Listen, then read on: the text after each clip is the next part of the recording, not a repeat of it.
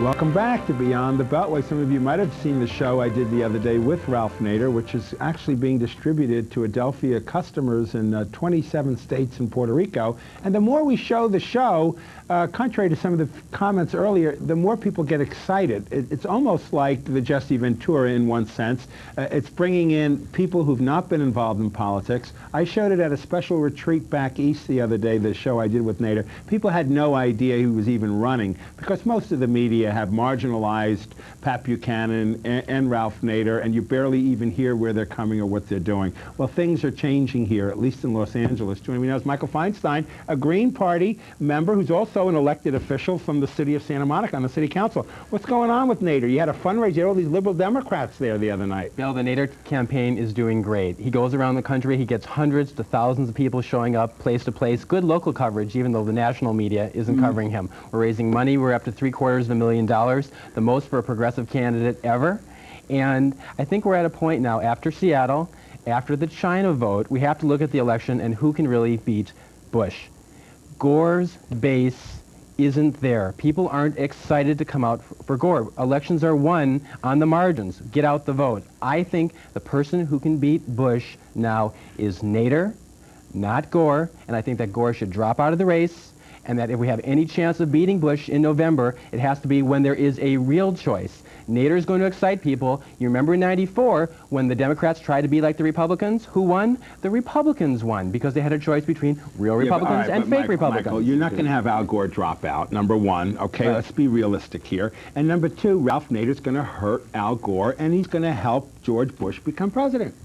Bill, the reason I'm saying this, and I'm only saying this half jokingly, is because Democrats need to confront for themselves continually supporting the lesser of evils, because you end up with the evil of two lessers, and that's why we don't have a choice now, and that's why people have to realize that if they want to have better choice in the future, as Pat said before, they have to vote for what they believe in. Now, as far as all the spoiler stuff, Ariana said before, Nader's going to bring out people who weren't voting, Buchanan's going to take some people from the right, the reform people, you know, the libertarians, so I'm not worried about that as much. And the fact is, we've gotten Republican economic policies out of Clinton all these years that he's been in office, and we're going to get the same thing out of Gore. So really, while there are some small differences, if you want to shift the country, your industry, telecommunications, we're losing choice left and right by the terrible Telecommunications Act that Gore negotiated in '96. The proof's in the pudding. All the mega mergers and all that. So unless you vote for what you believe in, you deserve what you get. What's the main issue for Ralph Nader? Let's say the main two issues. I think the main issues are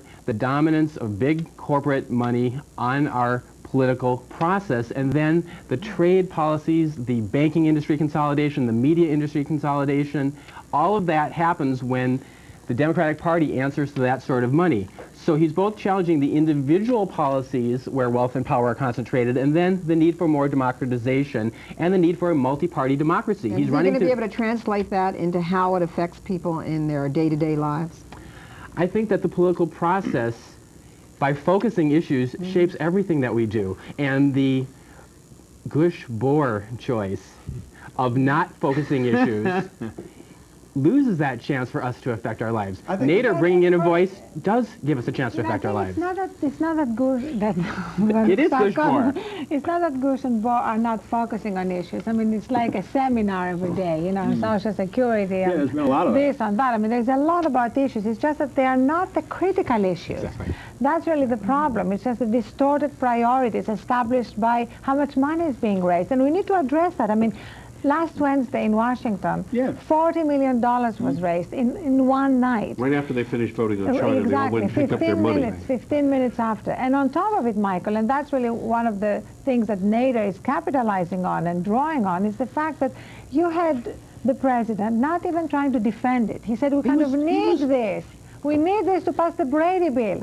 AT&T had been a sponsor of that event, and AT&T was also a sponsor of the Republican event, together with the NRA. You know, this has nothing to do with policy. This business corporations are just giving to both Michael, how does parties. Nader get off the ground, though, realistically? How are you going to build this energy out there and get him into the debates and get the American people to be aware of his positions on the issues? Well, while that big money was being raised, labor activists, we heard the UAW say that they may go ahead and endorse Nader. Well. Now, whether they formally do it on top or not, the Blue-Green Alliance of environmentalists and labor activists spawned by the NAFTA fight years ago is coming together on a grassroots level. So we have people working for us now. It's happening already, and while it's not on the national press, we just, in Texas, one of the hardest states to qualify for the ballot in the country, where Reform Party didn't get on the ballot, and Buchanan had to go into big debt to get on the ballot just for himself as an individual, which is easier than the party. We just handed in 72,000 signatures in 75 days with all grassroots unpaid energy. We're on the ballot there. It's happening. We're doing it. It's just not on the national radar. But we're going to be on 45 states minimum. And at that point, we will have the leverage to shape this race, and the national media will cover us as well. There is something about politics that has to do with power, and this is the point I was making the other night, which is that for Democrats, for progressives, the only power they have is to prove that there are progressive votes in this country, or there's a coalition. This notion that you should throw your votes away to get more republicanism, and the Republicans are fine to be Republicans, and we just don't need two Republican parties, which is what we have.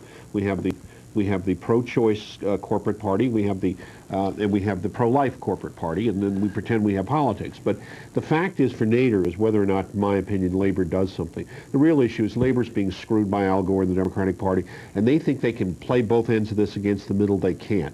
They're going to have to make a decision to hurt somebody or not. And this is the election. I think they're probably going to do it. And if the UAW supports, because Gore's going nowhere, it's pretty clear. Look at the numbers. It's just happening. Well, what does the Green Party stand for? Ecology, social justice, grassroots democracy, and nonviolence. And instead of just trying to candy coat the current power structure the way the Democrats say they're for some of these good social issues, Democrats had no answers for 187. All right, for instance, help us with this war on drugs that you heard the conversation earlier. Where does the Green Party come out on that whole business? You know, it's there to criminalize certain portions of the society because the Democratic Party isn't there to confront the distribution of wealth and power. Exactly. 8 years of economic expansion, and yet with this rising tide, there's holes in the boats of regular working class people. So instead, we shift all this attention on a drug war instead of dealing with economic equity issues. The Democrats don't contest the power structure of why certain people are poor and certain people are wealthy. Well, how are they wealthy and poor? What is your solution for all that? Living wage, for example. You know, we need, I mean, where's Al Gore on, you know, really say there has, living wage issue in Nader's Santa just here in Monica. town in Santa Monica pushing for a living wage, and we have to have that as the basis of our economy. Our tax system. Democrats and Republicans go back and forth between capital gains tax cut and middle class tax cut. Why is it easy and cheap to pollute in this country and it's expensive to work? You know, as Greens, we would shift the whole tax system so that we tax the things that we don't want to see happen, like pollution, waste, that sort of stuff, and then lower income taxes. That's the way to have the economy turn around, put money in people's pocket instead of having to have 2 jobs and no time at home with your families. You don't hear that on the screen. Last comment. There are also some new solutions that are out there, which are about community, which are about people getting involved themselves and not just looking to government to solve problems. This is the old way. I think that's what we need to look at. Not just, you know, more federal spending. There's a role for government, but there's also a role for communities and citizens. It cannot be done without them. Yeah, well, Michael, how do you address the fact that a lot of people say a vote for Ralph Nader is going to be a vote taken away from Al Gore? It's handing the election to George W. Bush. The way I address it is that Gray Davis won by 20 points in 1998, and now he is terrible in office for a lot of Democrats. Had 10% of those people voted for our outstanding Green Party candidate, Dan Hamburg, at that time, former congressperson, the leverage on Davis now, from the progressive standpoint, would have been much, much stronger, and Davis wouldn't have been able to just kowtow to the big money people that he's sitting raising money for now, so that if Gore loses, he can run for president in 2004. Okay, that's it. Thank you very much for coming on. Appreciate it. I thank my panel here for Beyond the Beltway, talking about the issues we talked about. Appreciate that very much. And I especially want to thank you out there for sharing your time with us. God bless you, and bye-bye.